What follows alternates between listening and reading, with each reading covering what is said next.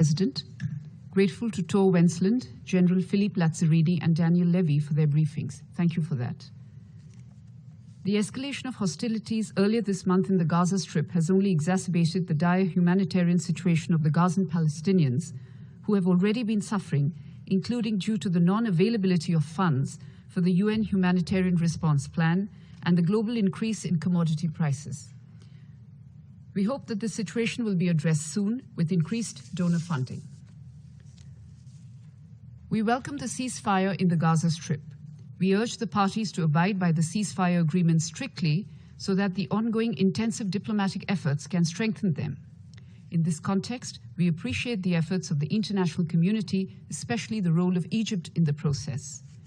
We also note Israel's efforts to resume the movement of people from the Gaza Strip and the entry of humanitarian goods and fuel following the ceasefire. While we are focusing on strengthening the ceasefire, we must also continue to work together towards a political solution to effectively address the underlying drivers of the dire economic and humanitarian situation in the Gaza Strip. Mr. President, we remain deeply concerned by the developments in the West Bank and Jerusalem. Violent attacks and the killing of civilians have continued during the reporting period. Acts of destruction and demolition are also continuing.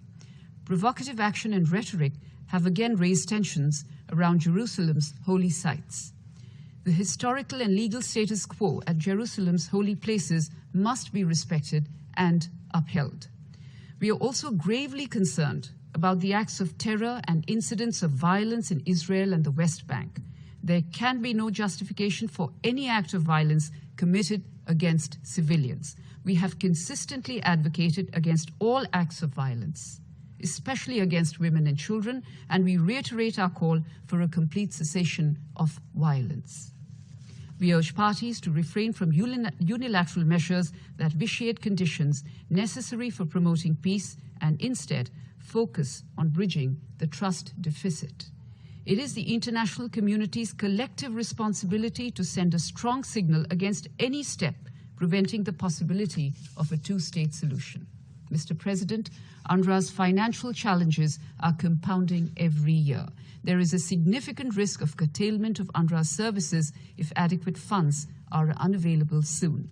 The agency's services to millions of Palestinian refugees are crucial from the humanitarian and development perspective and contribute to overall stability in the region.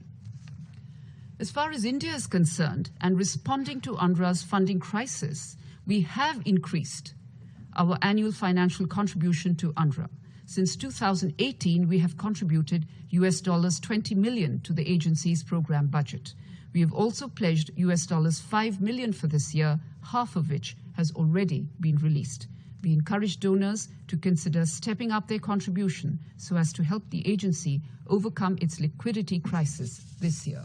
Mr. President, the situation again underscores the need for the immediate resumption of peace talks between Israel and Palestine.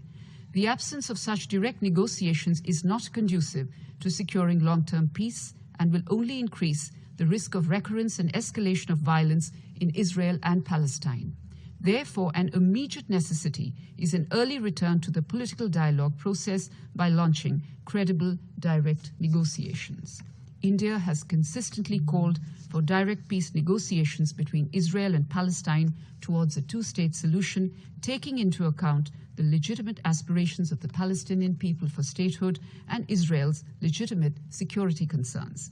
The UN and the international community must prioritize the resumption of these negotiations. In conclusion, Mr. President, I reaffirm India's unwavering commitment to establishing a sovereign, independent, and viable state of Palestine, living within secure and recognized borders side by side at peace with Israel, taking into account Israel's legitimate security concerns. There is no other alternative to a negotiated two-state solution. Thank you.